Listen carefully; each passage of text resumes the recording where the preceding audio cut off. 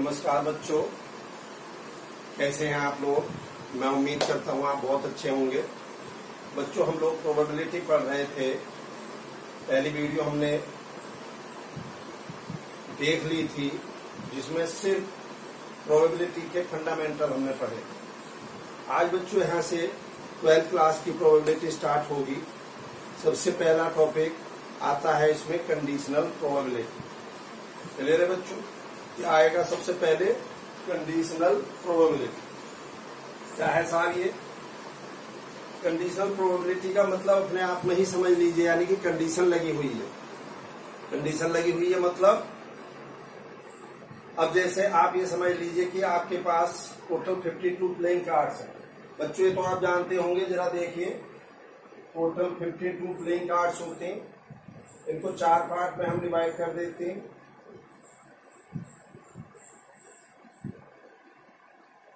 ठीक है, इनको क्या बोलते हैं हम? Suit, SUIT suit. इसमें 26 कार्ड ब्लैक होते हैं, 26 कार्ड रेड होते हैं। और इन सूट में भी हम क्या बोलेंगे? डायमंड, क्लब, स्पेड और हार्ट। ठीक है, जिसे हिंदी में हम बोल देते हैं पान, चिड़ी, हुक्म एंड ईट। क्लियर है साहब? तो ये 4 सूट में हम इनको 13-13 में डिवाइड कर देते हैं। टोटल 52 हुए। अब इनमें से 26 रेड, 26 ब्लैक।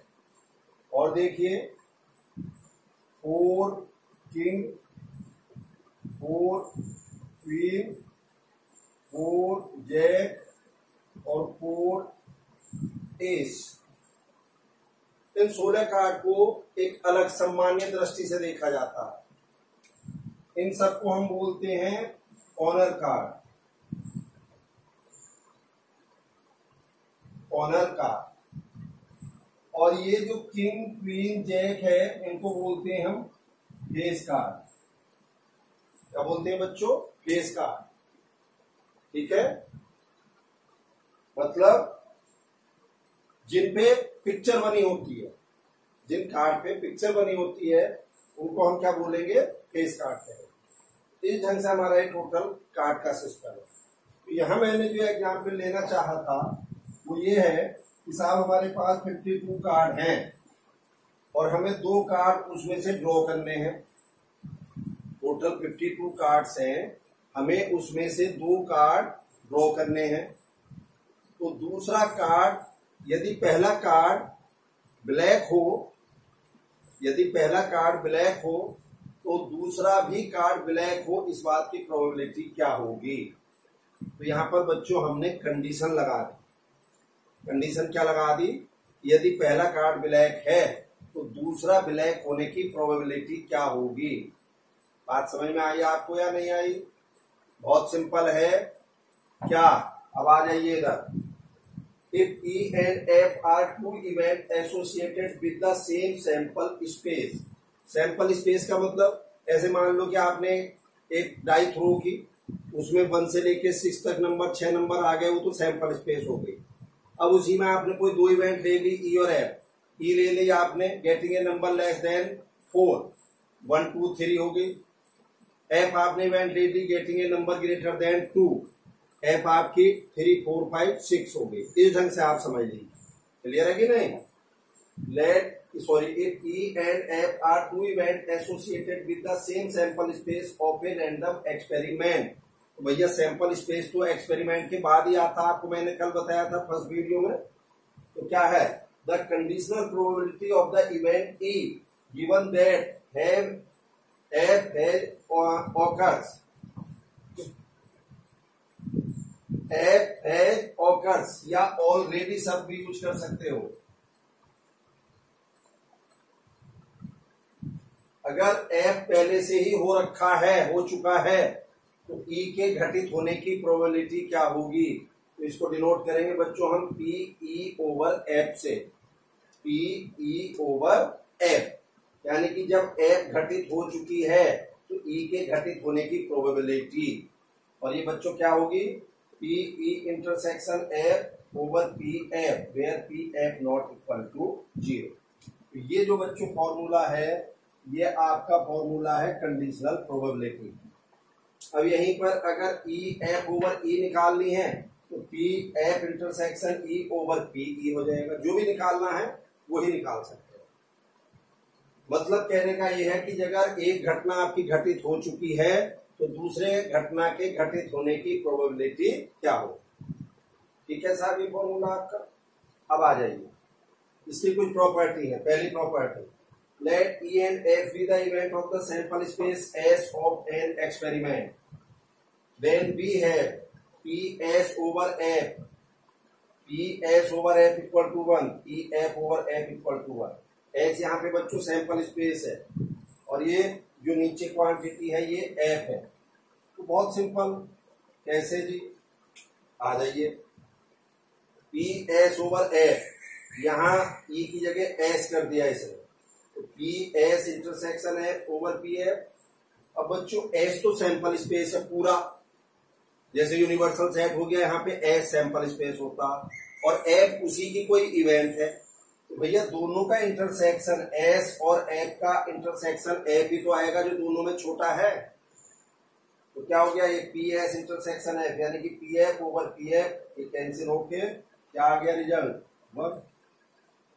अब पी एफ ओवर एफ पूछ रहा है ये तो सिंपल है, P F intersection F over P F और एफ इंटरसेक्शन एफ क्या हो जाएगा एफ, तो P F over F equal to 1। तो 10 this equal to this equal to 1। मैं समझता हूँ ये बात बहुत क्लियरली समझ में आ गई होगी। क्लियर है बच्चों, करिएगा नोट।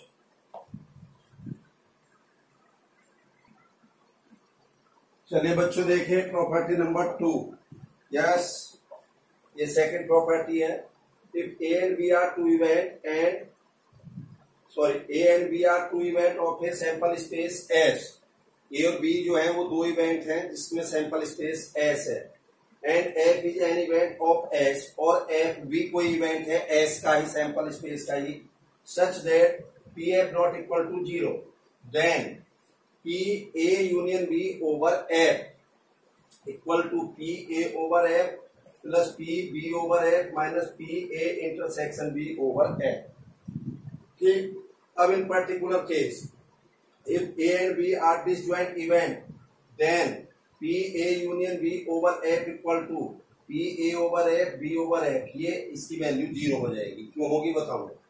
तो आइए, वही कंडीशनल प्रोबेबिलिटी का formula, P A union B over F क्या हो जाएगा। अब ये A union B intersection F over P F, इसे कैसे लिख दूंगा मैं, ए इंटरसेक्शन एफ एक ब्रैकेट में फिर union B intersection F over P F.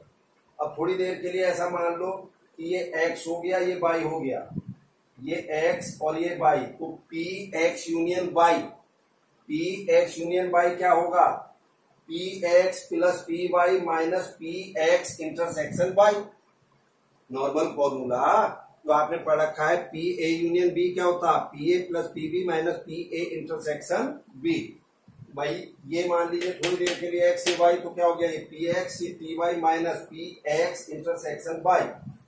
ठीक, तो ये पी ए इंटरसेक्शन और नीचे पी एफ था सारे के, अब अलग अलग कर दो, दिस ओवर दिस कर दो, दिस ओवर दिस कर दो माइनस। अब ध्यान से देखिए, A intersection B intersection F क्या बन जाएगा, A intersection B intersection F, ठीक, ओवर पी एफ। तो सिंपल ये क्या बन गया, ए ओवर एफ बन गया, ये बी ओवर एफ बन गया और ये A intersection B over F हो गया। अब इन पर्टिकुलर अगर ए और बी डिसजॉइंट है तो ए इंटरसेक्शन बी 0 होना चाहिए। तो भैया अगर ए इंटरसेक्शन बी यहाँ पर मैंने 0 कर दिया तो 0 का एफ के साथ इंटरसेक्शन 0 ही आएगा और पी 0 ऑब्वियस है 0 आएगी, तो इसकी प्रोबेबिलिटी की वैल्यू क्या हो जाएगी, 0 हो जाएगी। तो इसलिए लास्ट वाला टर्म 0 हो गया, बाकी दोनों टर्म आपके बचे हुए। क्लियर है बच्चों, कर लीजिए नोट, ये इसकी सेकंड प्रॉपर्टी है। चलिए बच्चों देखिएगा नेक्स्ट, एक प्रॉपर्टी और है इसकी, बहुत इजी है।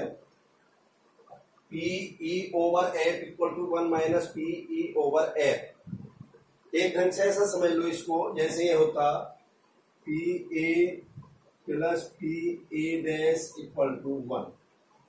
मतलब साफ है कि किसी घटना के घटित होने प्लस घटित ना होने का सम ऑलवेज 1 होगा। होगा या नहीं होगा?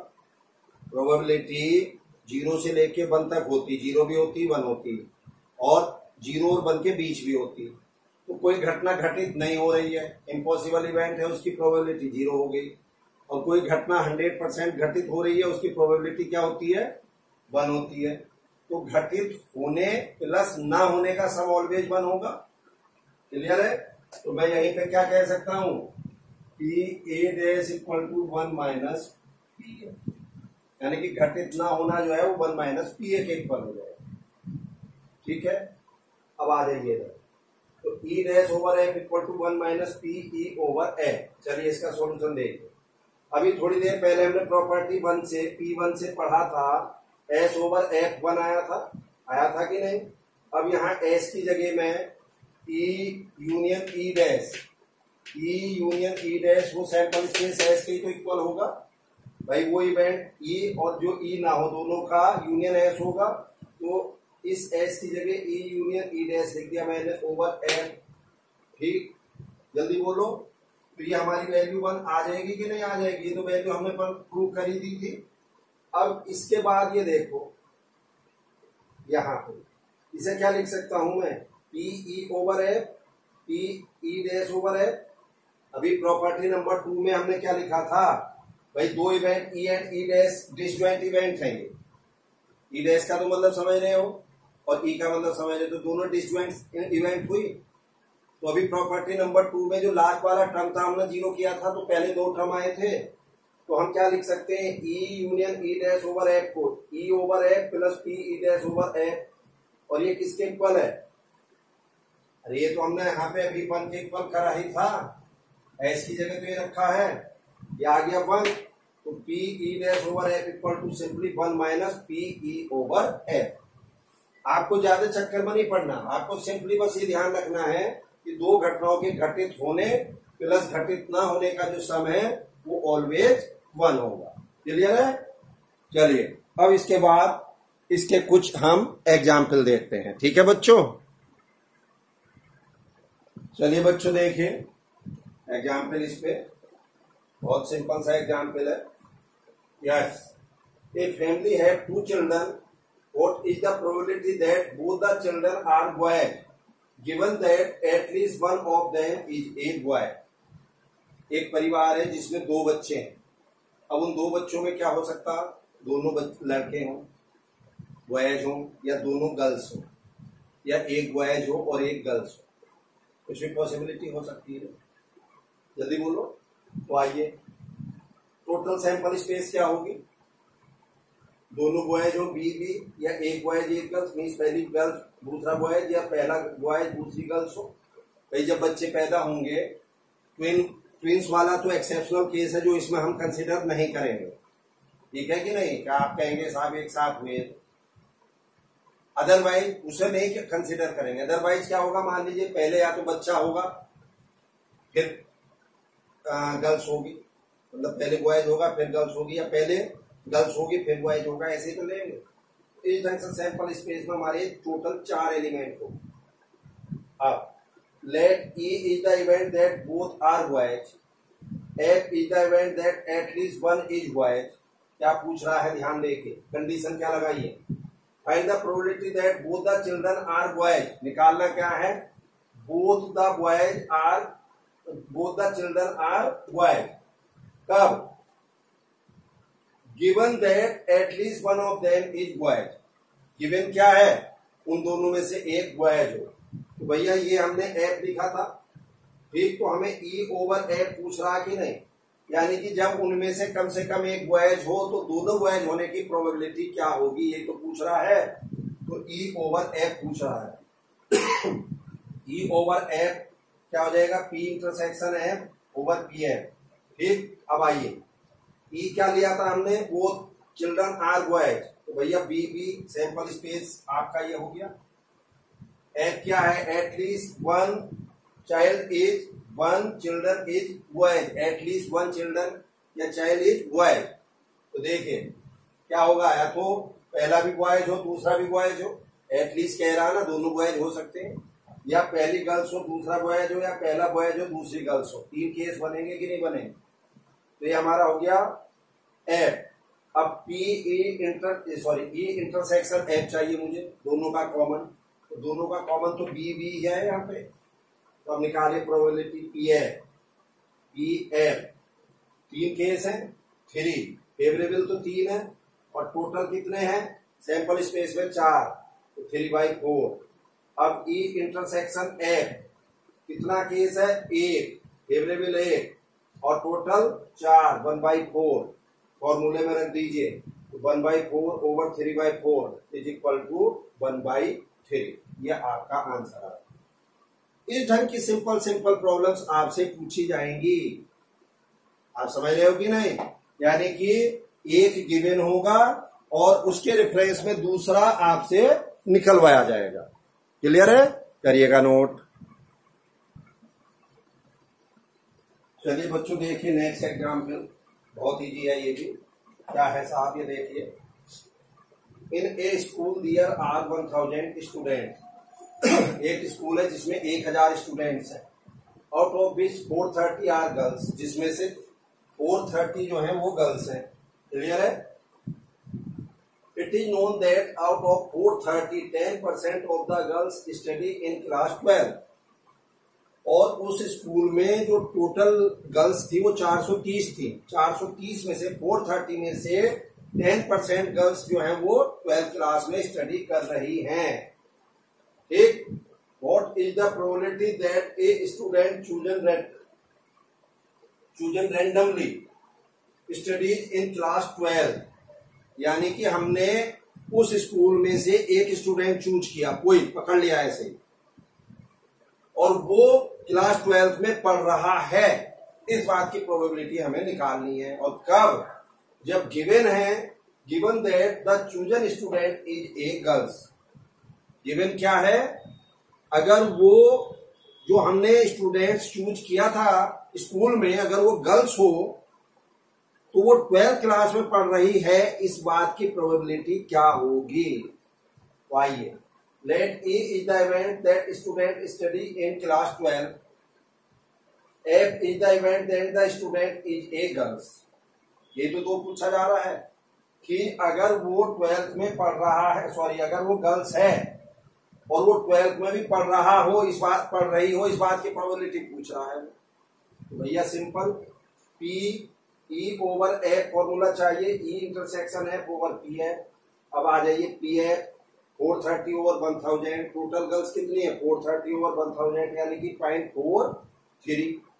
अब E इंटरसेक्शन F यानी कि E और F का मतलब जो स्टूडेंट्स हमने चूज किया था वो गर्ल्स भी हो और 12th में भी हो, वही तो कॉमन चाहिए। E और F का कॉमन क्या है कि वो गर्ल्स भी हो और 12th में भी हो। तो भैया गर्ल्स भी है और 12th में भी है, तो ऐसी तो 430 में से 10% है, तो 430 ओवर 1000 ये हमने 0.43 निकाला था। अब इसका 10% ले लो, तो ये 0.043 होगा कि नहीं होगा। तो ये आपका P इंटरसेक्शन F हो गया। अब इन दोनों को उठा के इस फॉर्मूले में रख दो, आपका रिजल्ट आपके सामने है। तो मैं उम्मीद करता हूँ बहुत क्लियरली आपको बात समझ में आ गई होगी। भाई इन दोनों का जो कॉमन है E एंड F, यानी कि वो 12th में भी हो और गर्ल्स भी हो, ऐसी तो 10% है ना, और 10% कितने की है 430 की, तो 430 का 10% निकाल दो, यानी कि 430 ओवर 1000 इंटू 10%। ठीक है, तो करिए बच्चों इसको नोट।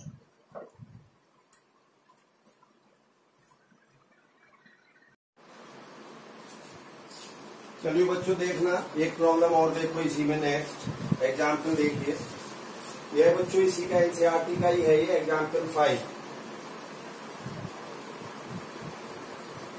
पहली एक्सरसाइज ये वही जो हम कंडीशनल प्रोबेबिलिटी को कैसे करेंगे उसी पे है। A die is thrown 3 times. एक डाई है जो आपने 3 बार थ्रो की है। Event A and B are defined as, A क्या है 4 ऑन द थर्ड थ्रो, यानी कि तीसरी थ्रो पर 4 आना चाहिए।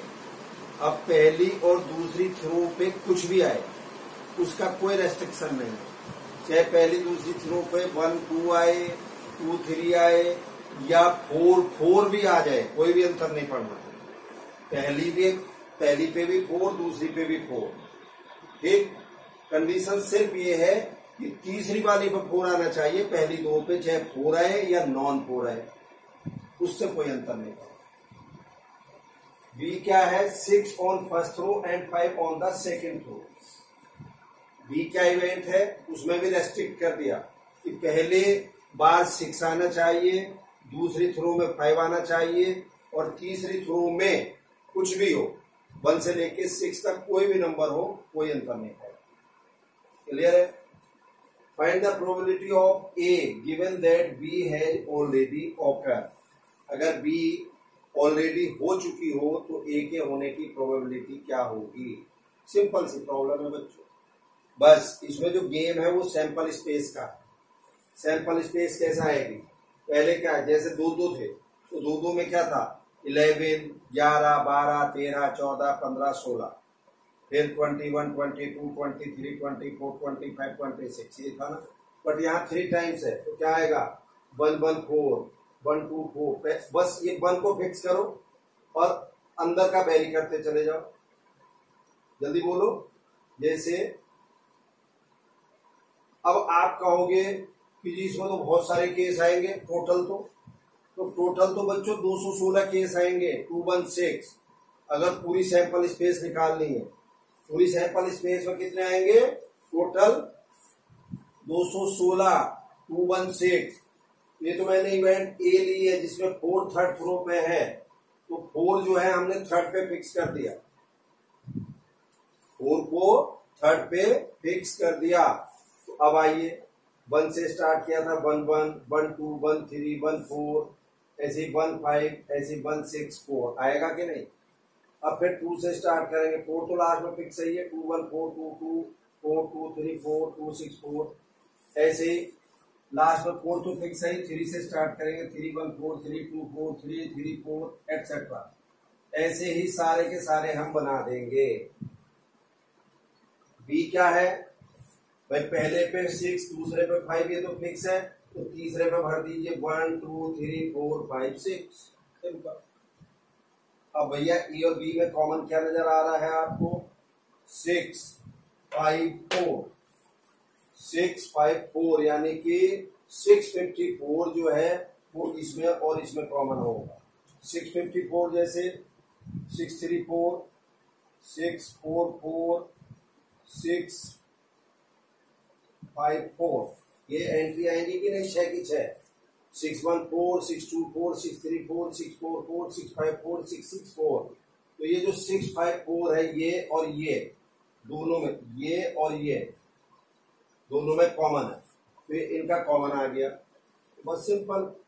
ई बी कितना हो जाएगा, बी में कितने एलिमेंट है टोटल 6 ओवर 216, फेवरेबल 6 है, टोटल 216 है। पी ए इंटरसेक्शन बी कितना हो जाएगा, केवल कॉमन एक ही है 1 ओवर 216। बस सीधा फॉर्मूला लगाइए, P A over B equal to P A intersection B over P B is equal to 1 over 216 over 6 over 216। आपका आंसर 1/6 आ गया। क्लियर है बच्चों, कोई भी समस्या हो पूछ लेना आप, ठीक है, करिएगा नोट। चलिए बच्चों देखिए नेक्स्ट एग्जाम्पल नंबर 7। बच्चों जो मैंने आपको इतने सारे एग्जाम्पल कराए हैं, बेसिकली ये बहुत अच्छे और इम्पोर्टेंट एग्जाम्पल थे। इनके बिहाफ पे अब जब एक्सरसाइज करेंगे तो आपकी आराम से हो जाएगी। एग्जाम्पल नंबर 7 देखिए, consider the experiment of tossing a coin. कोई एक्सपेरिमेंट है वो किया आपने, क्या का एक्सपेरिमेंट था कि एक कॉइन टॉस किया, क्या करा है कॉइन टॉस किया। If the coin shows head toss it again, अगर कॉइन टॉस करने पे हेड आया तो फिर कॉइन को एक बार टॉस करना है। But if it shows tail, अगर ये टेल शो करता है then throw a die, tail show करने पे हम डाई थ्रो करते हैं।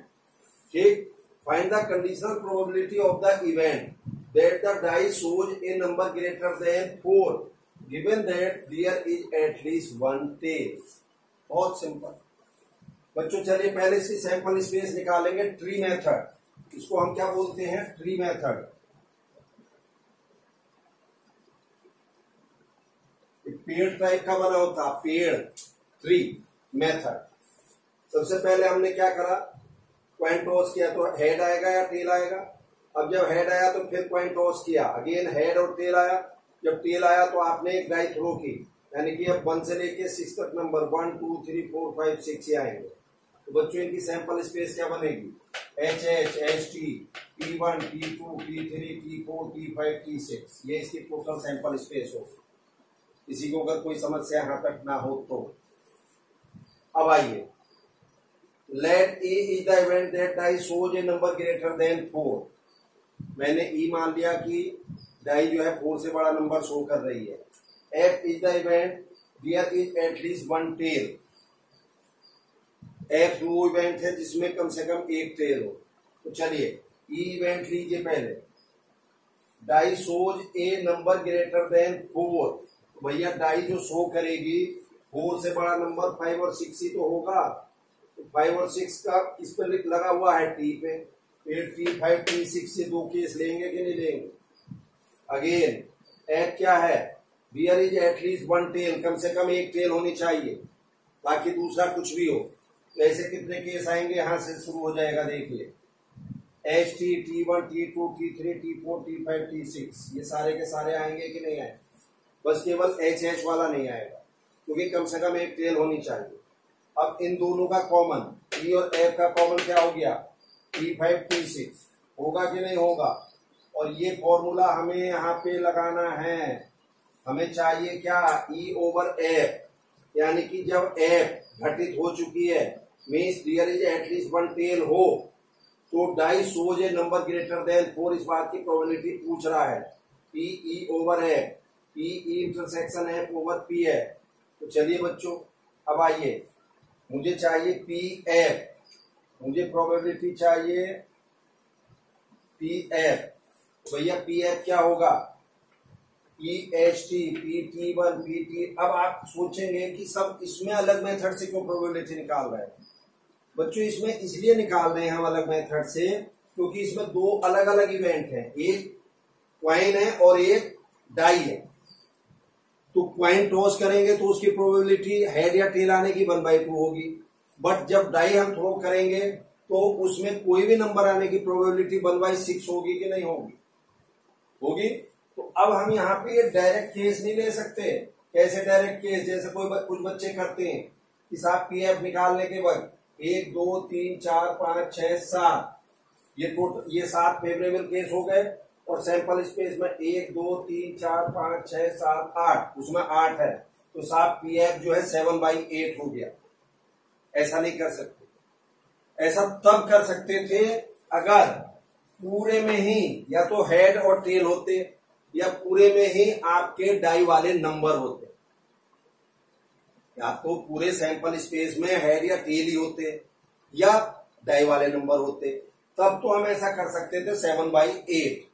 लेकिन इस केस में नहीं कर सकते क्योंकि दोनों नंबर हमारे अलग अलग। ठीक है साहब? तो पीएफ कैसा आएगा? P H T, P T I, T1 P T2 P T3 P T4 P T5 P T6। तो सिंपल। अब एच की प्रोबेबिलिटी 1/2, टी की 1/2, फिर यहाँ आ गया प्लस टी की 1/2, नंबर 1 आने की 1/6, फिर टी की 1/2, 2 की 1/6, ऐसे सबकी कर देंगे और इन सबको जोड़ दीजिए, ये आ जाएगा 3/4। अब इधर आइए, पी ई इंटरसेक्शन एफ निकालेंगे, यानी कि ये, और वही फिर P T5 P T6, 1/2 into 1/6, 1/2 into 1/6, यानी कि ओवरऑल आंसर क्या आ गया? 1/12 प्लस 1/12, यानी कि 1/6। अब इसे और उसे उठा के फॉर्मूले में रख दीजिए, तो 1/6 ओवर 3/4 इक्वल टू 2/9। ये आपका आंसर हो गया। क्लियर है बच्चों? करिएगा नोट जल्दी से। चलिए बच्चों देखिए नेक्स्ट। यस,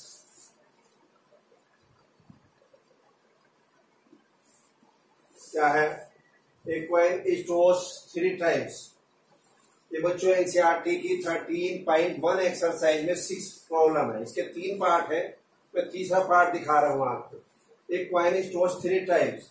ई इवेंट है at most 2 tail, F event है एट लीस्ट 1 टेल। तो आपसे डिटरमाइन कराया जा रहा है ई ओवर एफ की प्रोबेबिलिटी। तो चलिए ट्री मेथड, पहले पॉइंट टॉस करेंगे एच या टी, फिर एच आएगा, फिर एच टी, ऐसे फिर एच आएगा, एच टी, फिर एच पर टी, ऐसे ही ये टी डायग्राम बना लेंगे। तो आपके सैंपल स्पेस हो गए जिसमें 8 आपके टोटल केस। ठीक, अब ई क्या है? इवेंट एट मोस्ट 2 टेल, अधिक से अधिक 2 टेल। तो अधिक से अधिक 2 टेल का मतलब समझते हो, यानी कि 2 से अधिक टेल नहीं होनी। अब 2 से अधिक नहीं होनी तो 2 से कम तो हो सकती, यानी कि 2 भी हो सकती है, 1 भी हो सकती है और 0 टेल भी हो सकती है। उसने तो अधिक से अधिक 2 बोला, कम के लिए कुछ नहीं कहा उसने। तो क्या होगा? E H H H H H T H T H H T T T H H T H T T T H, यानी कि वो केस ले लेने हैं इस टोटल सैंपल स्पेस में जिसमें क्या अधिक से अधिक 2 टेल। फिर एफ क्या है? एटलीस्ट 1 टेल। अब एटलीस्ट 1 टेल का मतलब समझ रहे हो, यानी कि या तो 1 टेल हो या 2 टेल हो या 3 टेल हो। तो वो वाले केस ले लो एफ में, जैसे एच एच टी एच, यहीं से निकाल लें आपको। अब कॉमन निकाल लो दोनों के, ई और एफ में क्या कॉमन है? वो ये आ गए छाट के यहां से। अब पी एफ, एफ में कितने केस है? 1 2 3 4 5 6 7, ठीक है। अब इन 7 केस को, ये तो टोटल 7 केस है, ये टोटल 8 केस है, तो सीधी सी बात है 7/8 आपका आंसर आ गया। अब ऐसे ही ई ओवर एफ में टोटल कितने कॉमन थे? 6 थे।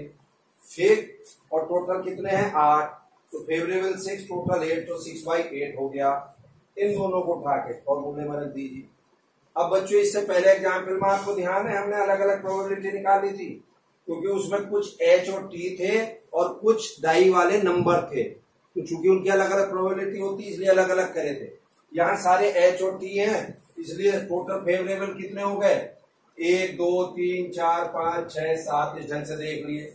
ये तो फेवरेबल हो गए और टोटल नंबर ऑफ केसेस कितने हैं? 8, तो 7/8। इस ढंग से हमने इसको कर दिया। क्लियर है? करिएगा नोट।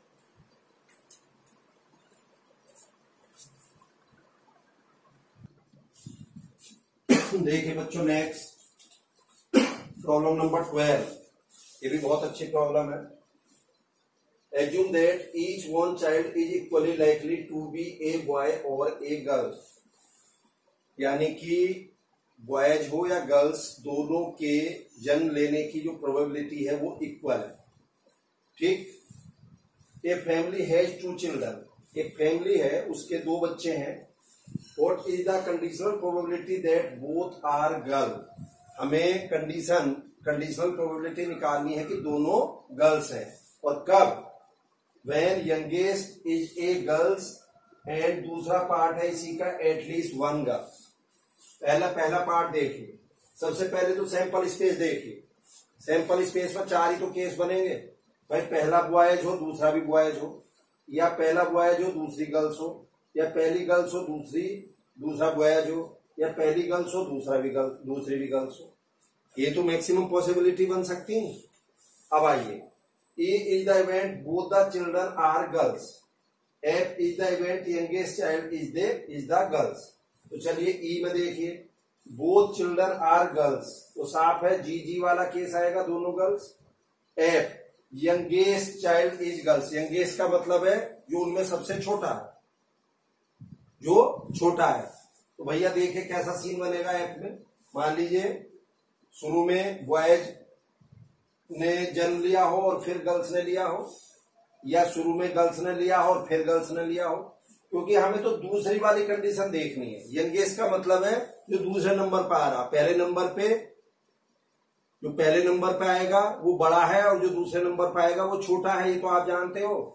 भाई बच्चे ने आज जन्म लिया, अब आपका कोई भाई है जिसने आज से 4 साल बाद जन्म लिया, तो यंगेस्ट कौन हुआ? वो हुआ ना, यानी कि वो हुआ मीन्स जो सेकंड नंबर पे जिसने जन्म लिया है। तो मान लीजिए शुरू में बॉय जाए फिर गर्ल्स आ जाए, या शुरू में भी गर्ल्स आई हो और फिर भी गर्ल्स आ जाए। उसने तो सेकंड की बात करी है केवल, यंगेस्ट चाइल्ड इज गर्ल्स, तो ये एफ हो गया। भैया यहां से ई इंटरसेक्शन एफ दोनों का कॉमन जी जी आ गया। Simple P E over F, P E intersection F over P F, तो ये कितना हो जाएगा? ई इंटरसेक्शन एफ, ये की तो केस हुआ, टोटल कितने? 4, तो 1/4। पी एफ कितना है? 2 केस हैं, 2/4, आंसर 1/2 हो गया।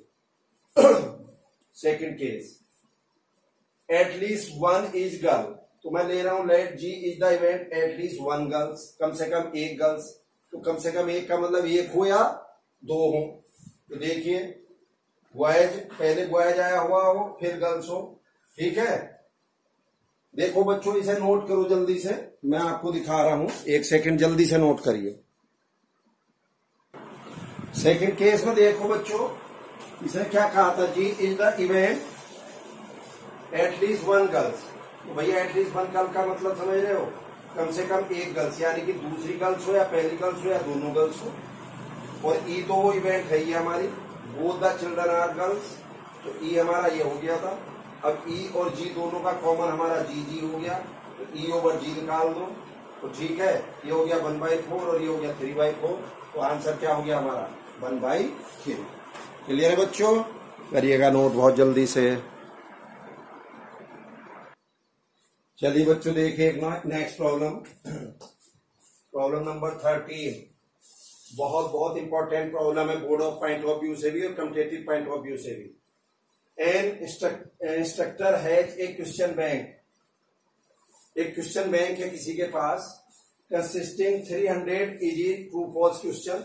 उस क्वेश्चन बैंक में 300 जो है वो इजी ट्रू फॉल्स हैं, 200 डिफिकल्ट ट्रू फॉल्स हैं, 500 इजी मल्टीपल चॉइस हैं and 400 difficult multiple choice question है उस क्वेश्चन बैंक में। क्लियर है?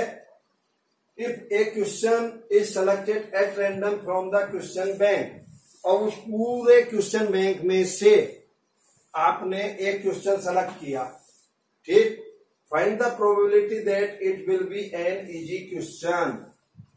हमें प्रोबेबिलिटी बतानी है वो जो क्वेश्चन बैंक से आपने उठाया है कि वो इजी वाला क्वेश्चन था, यानी कि इजी क्वेश्चन है। Given that it is a multiple choice question, क्या कह रहा है? अगर ये दिया हुआ है कि मल्टीपल चॉइस क्वेश्चन हमने पहले ही ले रखा है, तो अब जो हम ले रहे हैं वो इजी क्वेश्चन हो, इस बात की प्रोबेबिलिटी क्या होगी? तो आइए बच्चों पहले तो ये देख लो टोटल क्वेश्चन कितने हैं। देखिए ट्रू फॉल्स हमारे पास 300 इजी है, 200 डिफिकल्ट है, तो 3 और 2 5, 500 क्वेश्चन तो हमारे पास कितने हैं? ट्रू फॉल्स वाले हैं। मल्टीपल चॉइस में 500 इजी है, 400 डिफिकल्ट है, तो टोटल कितने हो गए हमारे पास? 900। अब ये तो हो गए 500 तो हो गए ट्रू फॉल्स और 900 हो गए मल्टीपल चॉइस, तो भैया टोटल क्वेश्चन कितने हुए हमारे पास ओवरऑल क्वेश्चन बैंक में? 1400। क्वेश्चन बैंक में टोटल कितने हैं? 1400। क्वेश्चन बैंक में इजी प्रॉब्लम कितनी है? 800, जिसमें 300 ट्रू फॉल्स हैं और 500 मल्टीपल चॉइस है। उस पूरे क्वेश्चन बैंक में इजी क्वेश्चन 800 है, डिफिकल्ट 600 है, यानी कि जो टोटल हमने 1400 लिया था, इस 1400 में क्या था? 800 इजी थे और 600 डिफिकल्ट थे, ऐसा कह दो। और क्या था इस 1400 में? 300 easy, 200 difficult true false, 500 easy और 400 डिफिकल्ट मल्टीपल चॉइस। तो इन सब का टोटल 1400 होगा, चाहे इनको जोड़ लो और चाहे इनको जोड़ लो। अब ध्यान से सुनिए, पूछ क्या रहा है कि इजी क्वेश्चन होना चाहिए और गिवन क्या है? Multiple choice. तो भैया इजी क्वेश्चन कितने हैं टोटल हमारे पास? इजी क्वेश्चन देखिए, यस, नंबर ऑफ, एक सेकेंड, यस, हाँ ये नोटेशन और ले लो। ई को इजी क्वेश्चन से, डी को डिफिकल्ट से, P को ट्रू फॉल्स से और M को मल्टीपल चॉइस से हमने यहाँ पे डिनोट किया है। तो बच्चों आइए यहाँ पे number of easy multiple choice question कितने हमारे पास 500 है कि नहीं, इजी भी हो और मल्टीपल चॉइस, ये है कि नहीं है। फिर टोटल नंबर ऑफ क्वेश्चन कितने हैं 1400, वो बात हो चुकी है। तो मुझे क्या चाहिए, मुझे चाहिए P E ओवर M, यानी कि multiple given that it is a multiple choice, और निकालना किसकी है, इजी क्वेश्चन की। तो P E intersection M over PM। अब PM निकाल लो, PM का मतलब है मल्टीपल चॉइस। तो भैया मल्टीपल चॉइस कितने थे 500 प्लस 400 900 है ना, तो 900 ओवर 1400 ये आ गई मल्टीपल चॉइस की। अब दोनों का कॉमन E और M, इजी भी हो और मल्टीपल भी हो, यानी कि इजी क्वेश्चन भी हो और मल्टीपल भी हो। तो ऐसे कितने हैं 500, तो 500 ओवर 1400 इन दोनों को उठा के इस फॉर्मूले में रख दीजिए और आपका आंसर 5/9 आ जाएगा। बात बच्चों क्लियर हुई या नहीं हुई, करिए जल्दी से नोट इसको। तो बच्चों इस ढंग से आपकी ये एक्सरसाइज एनसीईआरटी की 13.1 कंप्लीट हो गई। 13.1 में बच्चों आपको कंडीशनल प्रोबेबिलिटी से रिलेटेड जितने भी कॉन्सेप्ट थे वो मैंने बता दिए। इसके बाद आप लोग बाकी बची हुई प्रॉब्लम्स करेंगे। कोई आपको समस्या आती है आप मुझसे व्हाट्सएप के द्वारा फोन के द्वारा पूछ सकते हो। चलिए बच्चों, thank you, have a nice day.